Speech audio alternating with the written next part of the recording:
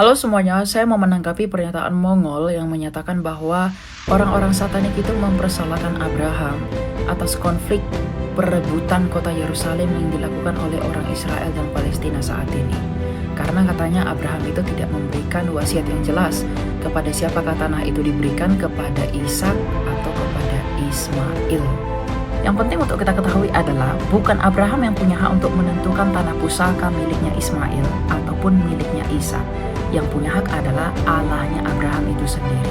Dan di dalam Alkitab, kita bisa mengetahui yang mana tanahnya Ismail, yang mana tanahnya Ishak. Sekarang kita mulai dari tanahnya Ismail dulu. Mengenai tanah Ismail dan untuk keturunannya telah dijelaskan dalam Alkitab dalam Kejadian 25. Kita mulai dari ayat 12 dan berikutnya. Inilah keturunan Ismail anak Abraham, ada 12 anaknya Ismail, yaitu Nebayot, Kedar, Abdiel, Misham, Mishma, Duma, Masya, Hadak, Tema, Yetur, Nafis, dan Kedma.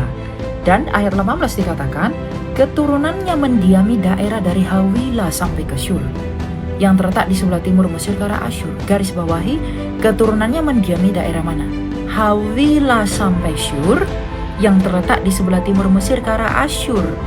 Hawilah itu merupakan keturunan dari Yoktan yang merupakan bapa leluhurnya bangsa Arab. Berarti kalau daerah keturunan Ismail adalah Hawilah sampai Syur yang terletak di sebelah timur Mesir ke arah Asyur, berarti di peta modern itu adalah daerah padang gurun Arab, timur lautnya Mesir, utara dan tengahnya Arab Saudi, dan juga sedikit tepi barat daerah Mesopotamia. Nah kalau begitu, lalu bagaimana dengan tanah miliknya Ishak yang adalah bapaknya Israel? Nah kita baca dalam Kejadian 26.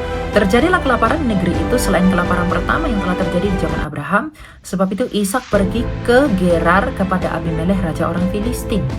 Nah Ishak pergi ke Gerar. Gerar ini di mana sih? Gerar itu adalah di wilayah Negeb, termasuk di dalam tanah Kanaan, tapi bagian selatannya tanah Kanaan.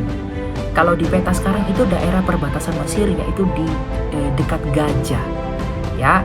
Nah, ketika Ishak pergi ke Gerar ini, Tuhan bilang apa? Janganlah pergi ke Mesir, tinggallah di negeri yang akan kukatakan kepadamu. Kenapa Tuhan melarang pergi ke Mesir? Padahal Ishak pergi ke Gerar. Karena kalau orang mau ke Mesir harus melewati Gerar itu, makanya kan perbatasan Mesir dekat Gaza tadi. Nah, Tuhan bilang apa? Jangan pergi ke Mesir, tinggallah di negeri yang akan kukatakan kepadamu. Tinggal